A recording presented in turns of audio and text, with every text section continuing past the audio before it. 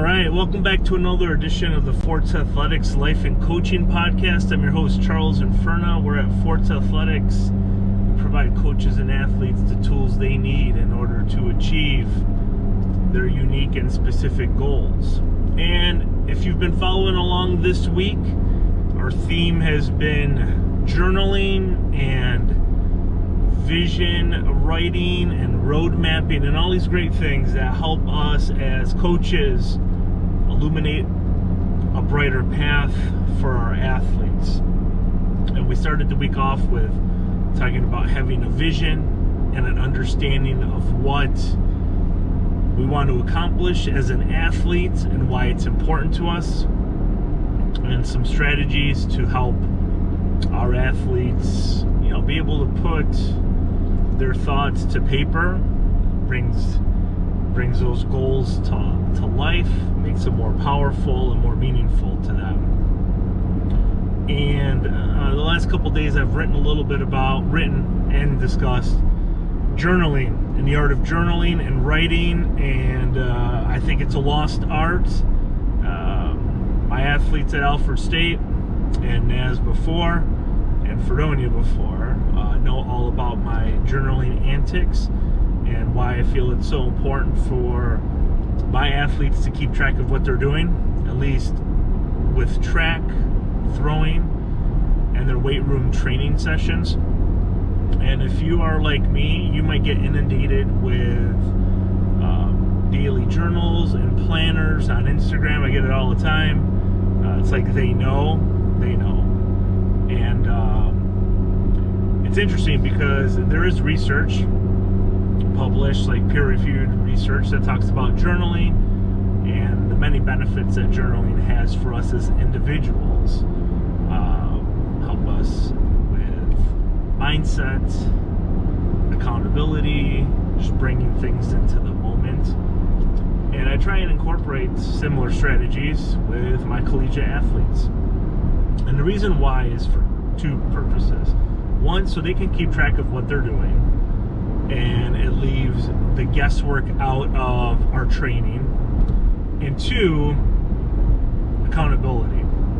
So in the past, I've had athletes that lose their journals or don't keep track of anything. And I know this because I don't see them with them at practice. And that's fine.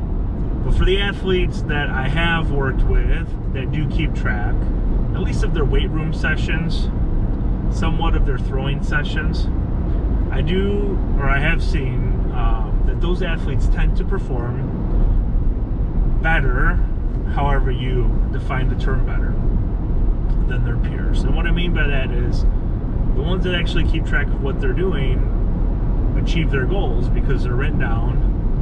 We come up with a plan on how to get there, and there's a rhyme and reason to what we do in practice, as opposed to something I shared the other day on the thrower's page in regards to training purposes and like how he's training, and I just said grip and rip all the way when in doubt. And I say that tongue-in-cheek, but to grip and rip and come out guns blazing every throw and every single practice over the course of the season, one, is going to take a toll on your body, and two, you're really not going to accomplish that much besides trying to PR, or as Lewis tells me, blow my guns out every single day. But if you sit down and you come up with a plan or an idea or some type of topics in regards to what you want to accomplish and what the goals are for that season, it alleviates a lot of stress. One, physically, two, mentally and emotionally, because you're not always chasing something. You're not always chasing a PR every single practice, every single throw. I've never coached an athlete that PR'd at every event, every single meet.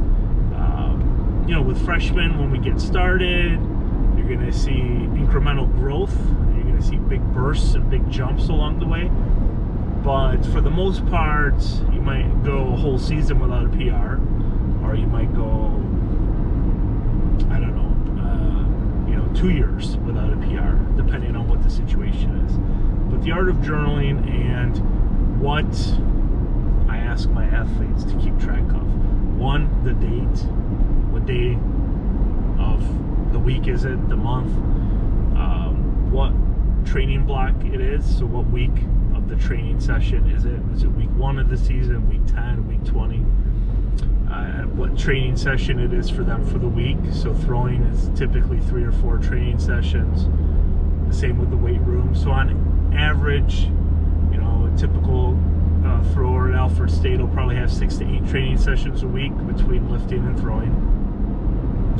Depending on when we are in the season, we're going to reduce the number of weight room sessions and keep the throwing sessions about the same, depending.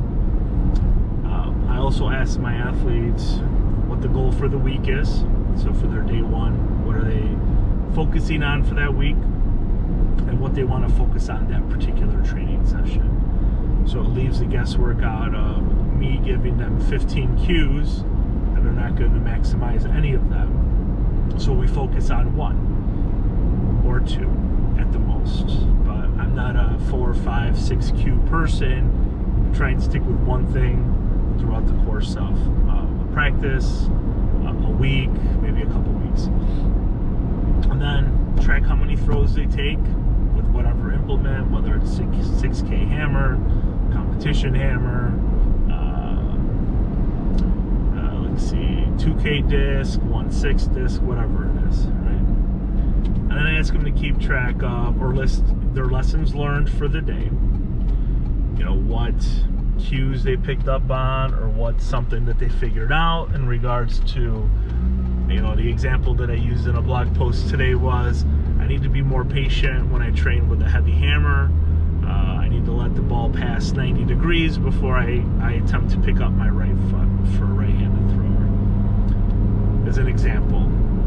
And then wins for the day. What's 1 or 2 or 3 things that you feel that you accomplished that you were really successful at today? And write that down. Those help build confidence. They help instill a sense of, wow, I'm making progress, because look at all these great things that I've done over the course of the week, over the course of 2 weeks, over the course of a month, over the course of 2 months. And I didn't pick up on this trait until January of 2005 when I visited Ashland, and people have heard this story before. I drove out with a couple of athletes, Martin Luther King Day, January of 2005. I watched Jud practice with the Woodsky brothers, Crystal Smith, who's now Crystal Smith Johnson, Kibwe Johnson, A.G. Kruger, coming off the Olympics.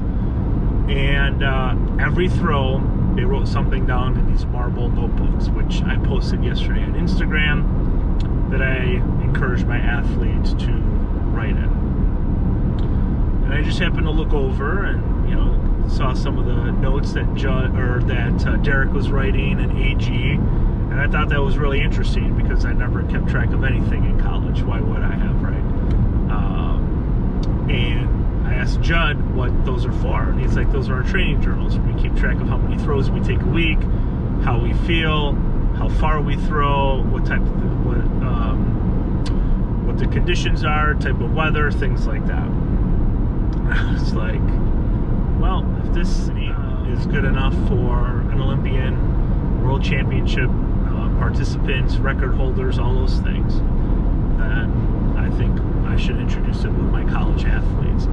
And the first couple of years at Fredonia was a little difficult to ensure that everybody kept track. It was just a little difficult to get that message across from my perspective, for me.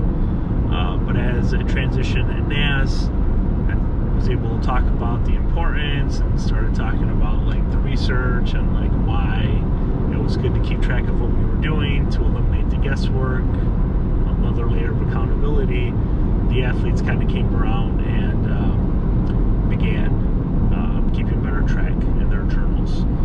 So that's it for journaling today. We'll keep track on the blog, if you will. And thank you everyone for watching and listening, and have a great day.